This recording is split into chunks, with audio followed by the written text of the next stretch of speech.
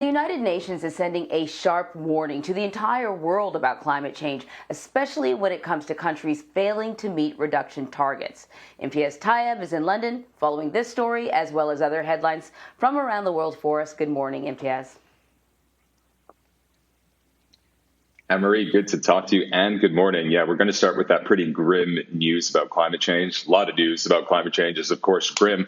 But this specifically from the United Nations, which says, despite the global COVID-19 pandemic really causing so much of the world to virtually grind to a halt last year, what it did not do, is slow the pace of climate change. Now, the UN Secretary General Antonio Guterres says the world is still woefully behind in its battle to cut carbon emissions, which are, of course, warming our planet, after it was found that the virus-related economic downturn caused only a temporary dip in CO2 emissions last year.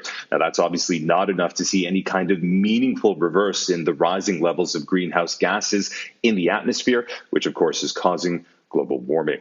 Now, moving on to global security, France's president has announced the death of the leader of an ISIS offshoot known as the Islamic State in the Greater Sahara. Emmanuel Macron tweeted late last night that Adnan Abu Walid al-Sharawi was, quote, neutralized by French forces, and called the killing a major success. The French military has been fighting extremists for more than 8 years along the border between Mali and Niger, also known as the Sahel. Al-Sharawi had previously claimed responsibility for a 2017 attack in Niger that killed 4 U.S. military personnel and 4 people with Niger's military. His group is also believed to still be holding an American, Jeffrey Woodke, who was abducted from his home in Niger in 2016.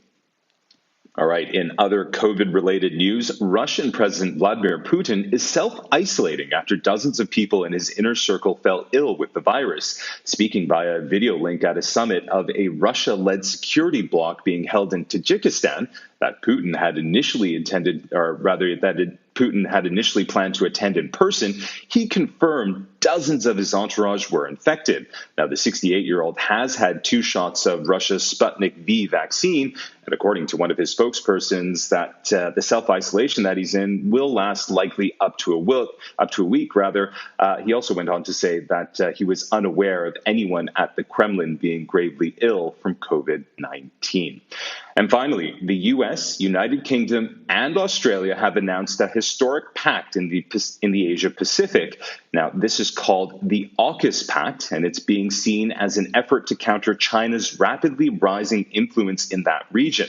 Analysts are describing it as one of the biggest defense partnerships in decades. The pact will allow Australia to build nuclear-powered submarines for the first time using technology provided by the U.S. It'll also cover AI and other technologies. China has already hit back at AUKUS, calling it, quote, extremely irresponsible, and that it will only intensify the arms race. The pact has also created a rift with France, which has now lost out on a deal with Australia to build 12 submarines, with France's foreign minister calling the move, quote, a stab in the back. Anne-Marie.